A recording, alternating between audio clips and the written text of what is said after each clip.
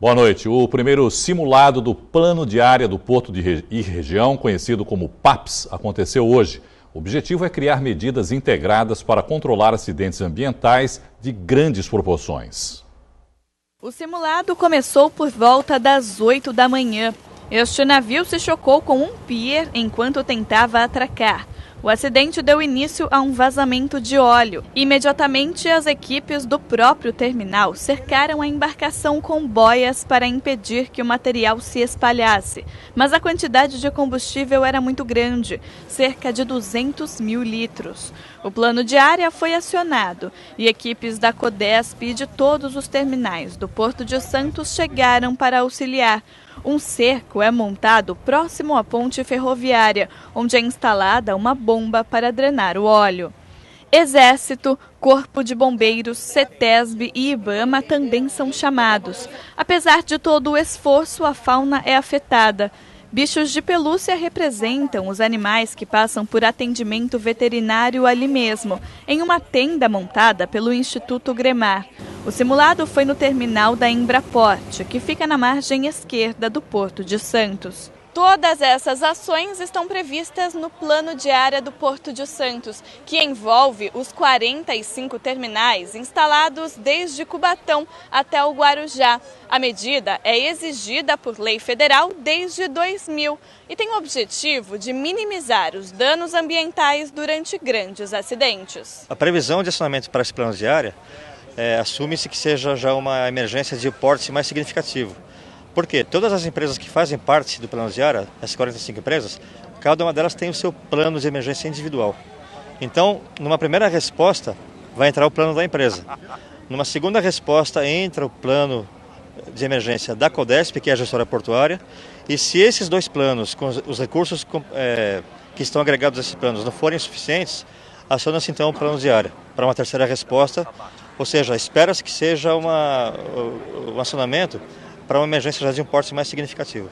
De acordo com a Companhia Docas de Santos, até hoje não houve um acidente com as proporções do que foi simulado hoje. Aqui no Porto a gente tem algumas pequenas ocorrências de manchas órfãs, que são poucos litros, de 5 a 10 litros, é um cenário mais comum. Um cenário desse a gente nunca teve aqui no Porto de Santos, mas as equipes devem estar preparadas, todas devem ter seus planos para atender esse tipo de situação. O treinamento durou 4 horas. Posteriormente, os órgãos e terminais envolvidos vão se reunir para fazer um balanço e discutir melhorias para o plano de área. Tem uma série de coisas para ser ajustada ainda, né? Mas eu vejo como positivo. Foi escolhida uma área que é neutra, uma área que deu para se interagir todas as equipes aqui, e aí acho que tira-se 70%, acertamos 80% de tudo isso aqui. Eu vejo isso. Para comentar mais sobre o simulado, nós recebemos agora o apresentador do programa Porto e Negócios, Maxwell Rodrigues. Maxwell, boa noite. Maxwell, o quão é eficaz esse tipo de simulado na hora de se combater uma ocorrência real?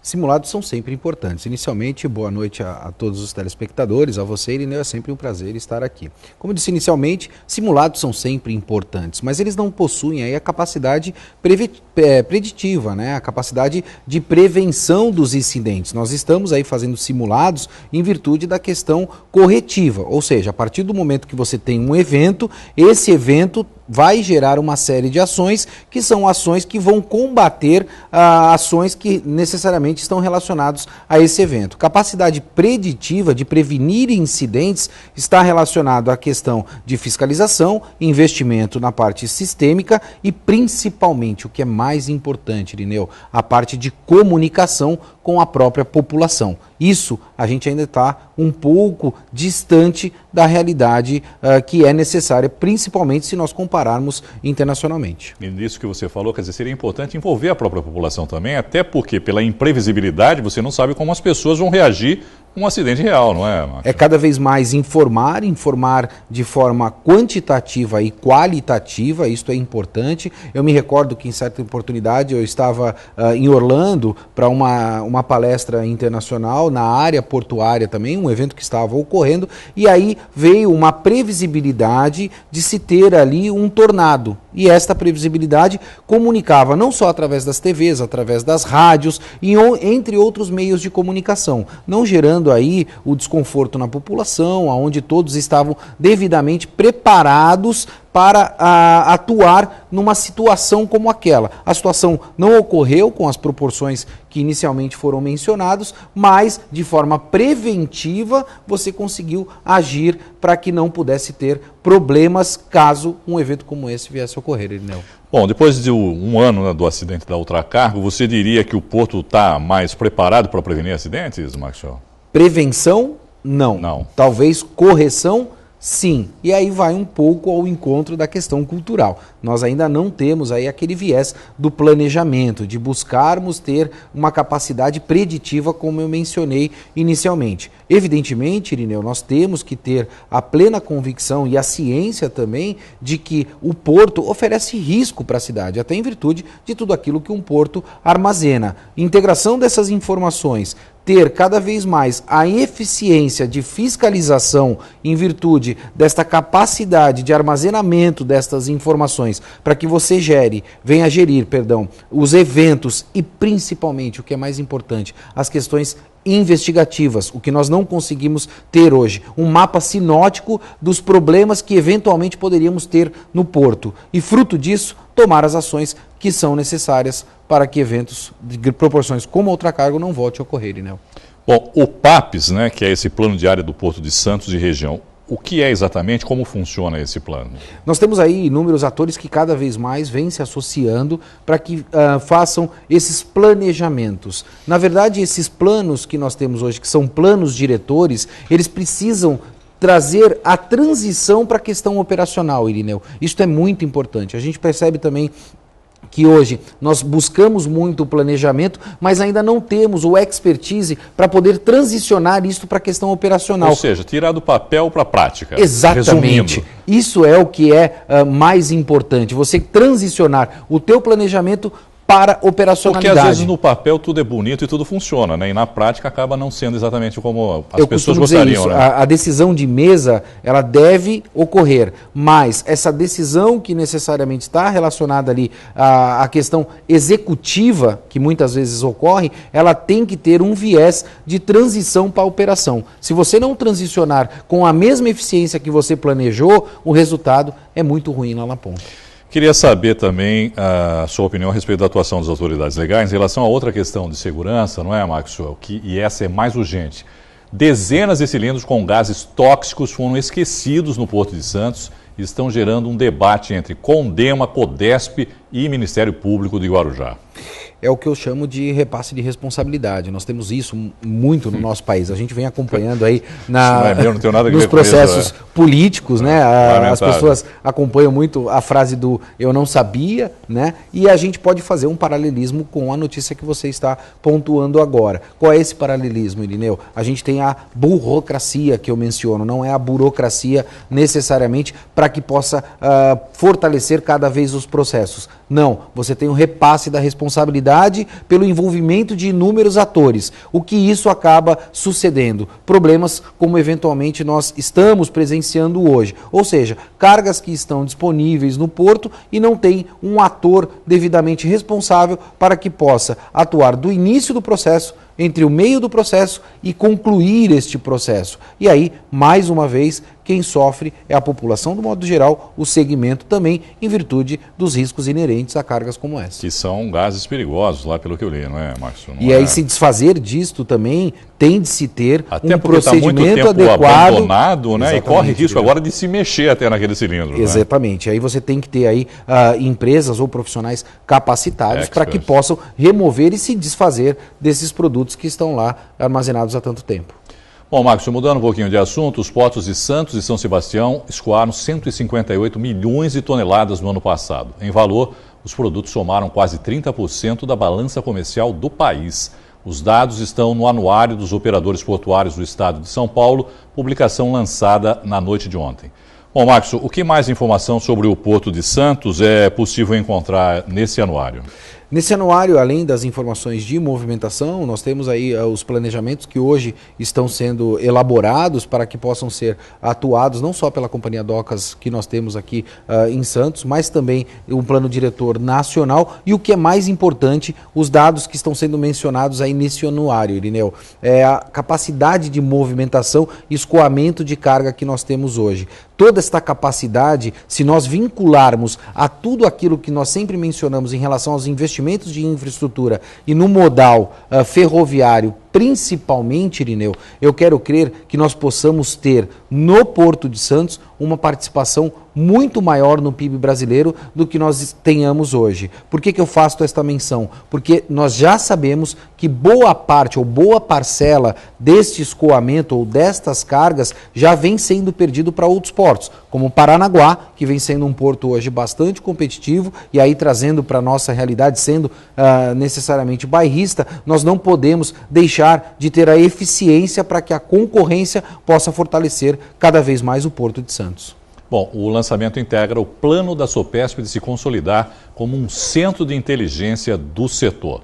O que isso significa, Max? O que é esse centro de inteligência? Qual é a representação dos sindicatos? A gente percebe hoje, Irineu, que a movimentação vem sendo feita em virtude da federalização, né? Nós temos aí a participação de inúmeros sindicatos, a Sopesp vem capitaneando este movimento, até em virtude das normativas que vêm ocorrendo hoje, principalmente pelo governo federal, e esta iniciativa da Sopesp de transformar isso numa federalização, talvez possa contribuir para que você tenha um interlocutor muito mais fortalecido e também dar velocidade em função das normativas e legislações que são inerentes ao porto. Este é um movimento um pouco diferente que nós estamos habituados e eu acho que um processo de mudança ele é importante, Irineu. Nós já testamos alguns modelos, esses modelos já ficaram talvez ultrapassados ou certamente não possuem mais a eficiência que se tinha no passado e talvez você transformar ou mudar para um novo modelo de gestão seja saudável para o segmento portuário. Não é fácil fazer isso. Não é fácil, mas é o que eu sempre menciono. Para que você faça qualquer processo de transformação, a primeira atividade que você deve realizar é iniciar, entendeu? E aí está se demonstrando mais uma vez, pelo menos, a iniciativa de se passar por um processo desse de transformação. Evidentemente, eu acho que você está coberto de razão. Você tem inúmeros atores aí que vão puxar a corda um pouco para cada lado. E aí, se você tiver uma boa gestão fortalecida, talvez a gente consiga implantar um novo modelo de gestão. Mudar um pouquinho de assunto, aproveitar a sua presença aqui, Marcos, para falar do Santa Portal, que está de cara nova, tem lá vários blogs agora abordando vários assuntos e você assina um desses blogs. Como está sendo essa experiência? Conta um pouquinho para a gente. A experiência tem sido bastante interessante, Irineu, até porque nos força cada vez mais, apesar de estarmos atualizados, mas nos atualizarmos cada vez mais, porque o volume de informação de um blog, ele é bastante grande, e aí você tem que estar antenado com tudo aquilo, também, exige dedicação, não tenha sombra de dúvida. Apesar do programa Porto e Negócios, a nossa participação aqui no Caderno Regional, hoje também temos aí mais um meio de comunicação com esta atividade, que é uma atividade extremamente importante. Você mencionou aí um percentual bastante representativo no PIB e eu quero crer que cada vez mais, se nós pudermos contribuir com a população, levando informação de qualidade em relação ao que nós temos de mais precioso na nossa região, que é o Porto de Santos, eu quero crer que talvez a gente possa fazer também o nosso papel, né, Irineu? Não deixa de ser uma forma de aproximar o público, né, do Porto também, não é, Marcos? Não tenha dúvida, e cada vez mais ser participativo. Eu acho que isso é o que faz o grande processo de transformação. Quando a gente tem a sociedade envolvida dentro dos processos, sem que nós tenhamos aí um regime, como eu sempre menciono, democrático e monárquico, acreditando que alguém vá fazer um processo de transformação, e quando esse processo é capitaneado por um grupo, além de ter muita mais força, evidentemente, ele atende muito mais os interesses individuais. Obrigado, Marcos, mais uma vez. Uma boa noite para você. Sempre um prazer, Irineu. De acordo com o Cadastro Geral de Empregados e Desempregados, o CAGED, no mês de maio, a Baixada Santista perdeu mais de 1.500 vagas de trabalho com carteira assinada. Números que vêm na contramão do cenário nacional, que, segundo o CAGED, registrou no mesmo período a abertura de quase 35 mil novos postos de emprego formal. Fabiane Gonzalez, de 39 anos, é uma das milhares de pessoas que estão desempregadas na região. Ela é formada em administração de empresas, pós-graduada em finanças e ainda tem experiência como fiscal de mercadorias em supermercados. Eu estava trabalhando numa empresa, o contrato de experiência, quando encerrou, aí houve o desligamento. Então, e a empresa, justamente por questão de queda de vendas, custos, então quando terminou meu contrato de experiência, infelizmente a empresa me dispensou. E isso tem uns 20 dias. De acordo com o Cadastro Geral de Empregados e Desempregados, o CAGED, só no mês de maio, a Baixada Santista perdeu 1.533 vagas de emprego com carteira assinada. Foram 7.650 admissões contra 9.183 desligamentos. O número de postos fechados foi superior ao registrado em abril, quando 1.099 colocações foram eliminadas. Os números mostram que a região está em uma situação pior do que a verificada no país, cuja tendência é de mais contratações. Para se ter uma ideia, nos 5 primeiros meses desse ano, a Baixada Santista fechou 6.562 vagas, com 40.927 contratações e 47.489 demissões. Segundo o consultor em finanças públicas, Rodolfo Amaral, a explicação para a queda progressiva no número de contratações na região é a quantidade de trabalho ligado à prestação de serviços. 65% do pessoal empregado na nossa região está vinculado à atividade de serviço, que é uma atividade mais sensível no momento de crise. Isso fez com que aqui na nossa região, em relação aos últimos 2 anos e 5 meses, a nossa taxa de encolhimento do mercado de trabalho, que representou 42.500 postos de trabalho a menos, fosse de 11% em relação ao total de empregos formais, contra uma taxa de 7% em âmbito nacional e apenas 6% em âmbito estadual. Ou seja, nós estamos bem acima da média estadual e da média federal. É preocupante porque nós tivemos um período áureo de 2007 a 2013, onde o nosso mercado de trabalho, em função aí da expansão do crédito do segundo governo Lula, em função da bacia de Santos aí de petróleo e gás, em função de algumas atividades portuárias, nós naquele período tivemos um crescimento do nosso mercado de trabalho de 67 mil postos de trabalho. Diante de tanta dificuldade, o que não falta no mercado são empresas especializadas em recursos humanos. Ligadas a instituições privadas, elas cadastram currículos e selecionam possíveis candidatos para vagas.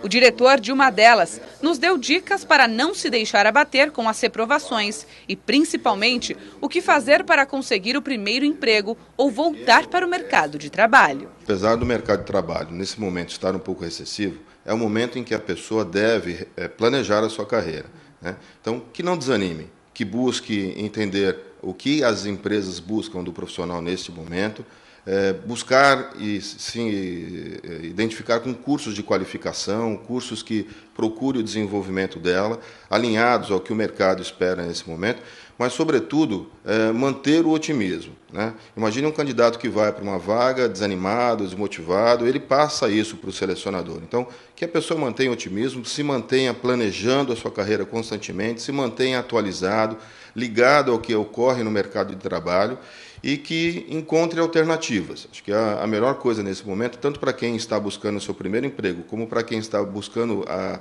reinserção no mercado de trabalho, é buscar alternativas e tentar verificar a sua carreira de maneira paralela. Aquilo que ela pode fazer, não só numa linha única, mas as atividades paralelas que ela pode exercer. Não importa para mim qual é o cargo, assim, que cargo vai estar começando, né? Porque eu posso já ter tido um cargo de coordenadora. Hoje eu trabalho como analista, como assistente, e isso é independente. Eu acho que o importante é que a gente consiga ingressar nessas oportunidades que estão no mercado, essa experiência, essa bagagem que a gente nós temos, está ajudando essas empresas a desenvolverem, que elas possam continuar crescendo, atingindo metas e se manter, que eu acho que o mais importante que nós queremos, né, eu moro na minha vida toda em Santos, eu não quero ver mais empresas aqui fechando, então o que a gente puder estar nesses cargos e ajudando é um importante. Nós vamos precisar de muita sorte aí nas eleições do ano que vem, uma retomada aí da segurança jurídica,